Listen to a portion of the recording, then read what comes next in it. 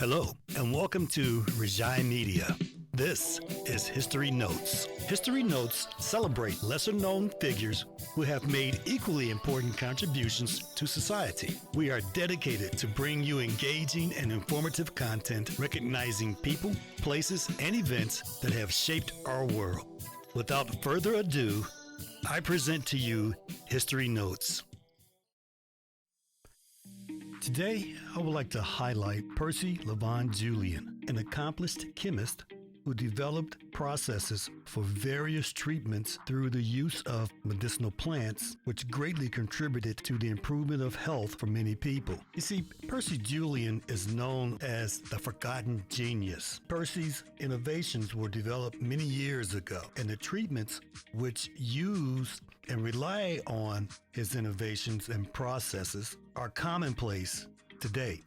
Percy Julian is by far one of the greatest scientists of the 20th century. Percy Julian and his colleague, Joseph Pickel, accomplished the first total synthesis of physostigma using the active properties of the calabar bean for the treatment of glaucoma. The calabar bean is native to tropical Africa. The plant contains a seed that is poisonous to humans. Physostigma is an alkaloid that eases the constriction of the outflow channel, basically a duct in the eye, allows it to relieve the pressure created by the fluid buildup in the eye. Left untreated, this fluid could damage the retina and eventually cause blindness. This drug, developed in 1929 by Percy Julian and his colleague Joseph Pickel, is used today in the treatment of Alzheimer's disease and the effects of chemical weapons. In 1936, Percy Julian attained progesterone, a steroid from soybeans, which is a byproduct of physostigma synthesis.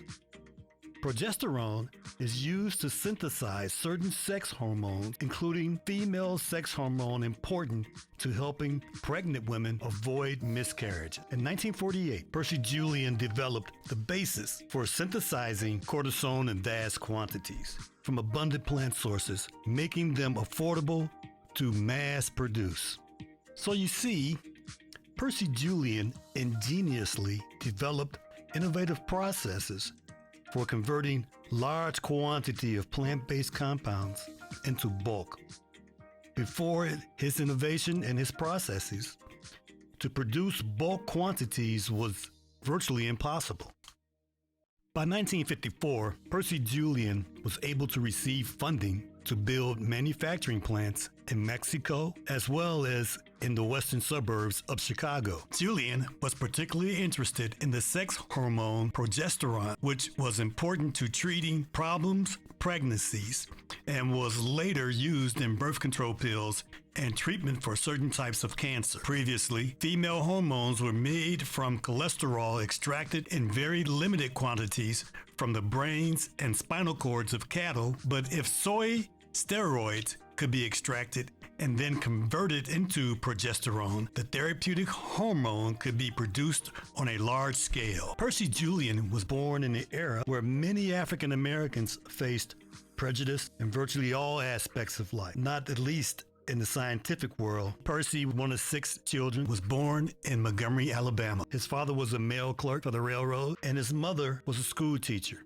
Both his parents stressed education. He succeeded against all odds. Percy Julian devoted much of his time to promoting racial equality. In 1960, Julian made Ebony magazine's list of wealthiest African Americans. The next year, he sold his company for $2 million to pharmaceutical giants SmithKline and French. He then opened the Julian Research Institute, a non-profit organization to train upcoming research chemists. Throughout his life, Percy Julian was socially active in groups seeking to advance conditions for African Americans, helping to establish the Legal Defense and Education Fund of Chicago, and serving on the boards of several other organizations and universities.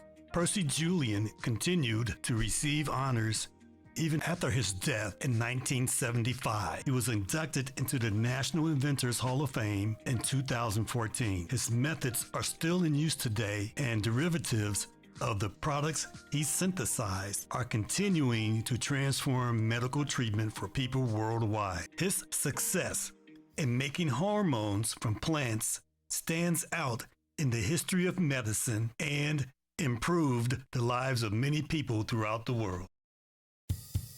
Thank you for joining us, and we hope you enjoyed the content. Our hope is History Notes will inspire you to seek additional information about the individuals or events mentioned. Don't forget to like, subscribe, and comment. See you at the next round.